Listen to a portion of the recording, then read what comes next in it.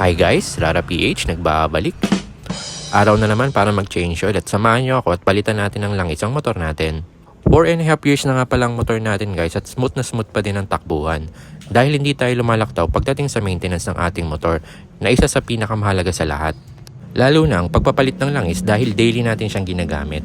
Sa mga nagtatanong, Honda Blue fully synthetic pa din ang gamit ko dahil para sa akin, goods talaga ang langis na to at tamang-tama lang talaga para sa motor natin. Yung gagamitin nga pala nating oil ngayon is ito yung mga 200 ml na natitira sa mga naunang bote kapag nag-change oil tayo.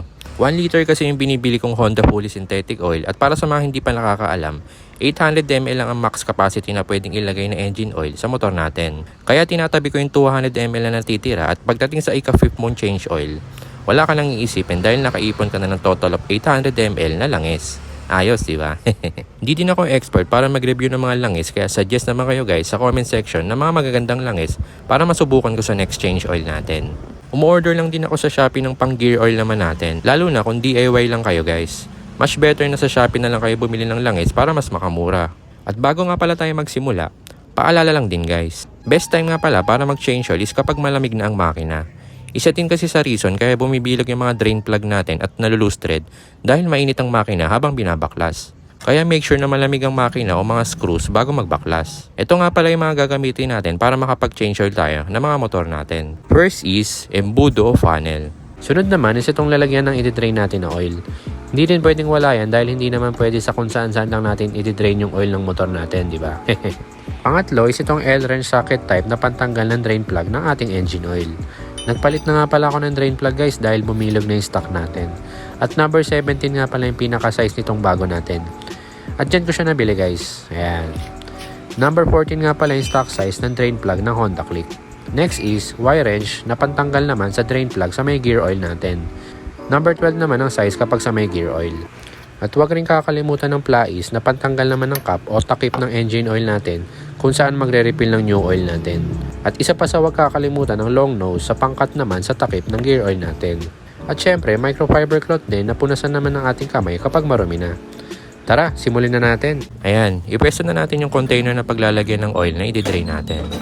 Maganda yung medyo mababa lang na container na tulad nito, yung gagamitin nyo guys para madali lang isuksok at ilabas pag aalisin na. Gamit lang tayo ng 14mm na socket wrench at counterclockwise naman ang direksyon para luwagan ng plug ng engine oil natin. Ayan, unti-unti na natin luwagan hanggang sa lumabas na yung langis ng engine natin. Nga pala guys, pwede nga pala tayo mag-drain ng langis dito sa gilid ng motor natin pero mas advisable na dito sa may ilalim tayo mag-drain dahil mas simot na simot ang lumang oil na ginagamit natin. Since DIY tayo, buksan din natin tong drain plug sa gilid. Isa din to sa need nating linisin dahil minsan is dito nasasala yung mga excess na dumi o mga maliliit na small debris dahil meron tong strainer. Make sure lang na tama yung pagkakasunod-sunod ng plug, spring at strainer kapag ibabalik nyo na para walang maging problema. Ayan, linisin lang natin isa-isa.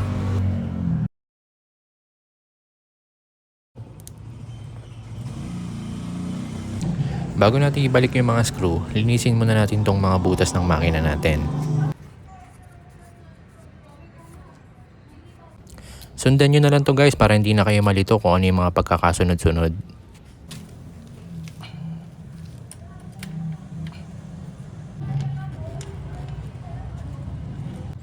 Clockwise naman kapag hihigpitan na.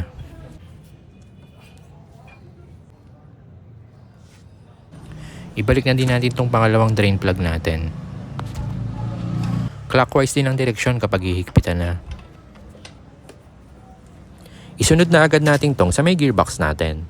Sa pagbabaklas naman sa gear plug, gagamit lang tayo ng 12mm socket wrench at itong sa pinakaibaba yung luluwagan natin.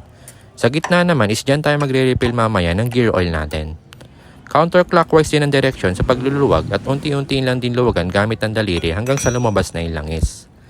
Alternate nga pala ako lagi magpalit ng gear oil natin guys. Meaning, nagpalit ako ng gear oil ngayon, sa next change oil natin, hindi muna ako magpapalit. Hindi kasi talaga ang advice sa kasa at hanggang ngayon ginagawa ko pa din. Pwede naman din every change oil, wala naman magiging problema. Linisin muna natin gamit ang malinis na fiber cloth.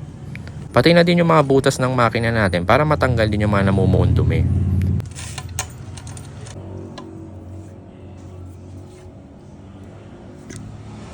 Sunod agad natin yung pagre-refill ng bagong langis natin. Gamit lang tayo ng fiber cloth at ilagay sa head ng engine cap natin para hindi gaanong magasgasan lalo na sa mga bago pang motor. Baling sa akin guys, di ko na nilagyan kasi medyo luma naman eh. At counterclockwise naman ang direksyon para luwagan ang cap ng engine natin. Linisin lang din natin tong cap o dipstick natin gamit ang fiber cloth. Pati na din tong butas ng engine natin bago natin refilan ng bagong langis. Ito guys, ginamitan ko pa ng cotton buds para maabot ko yung maliliit na dumi.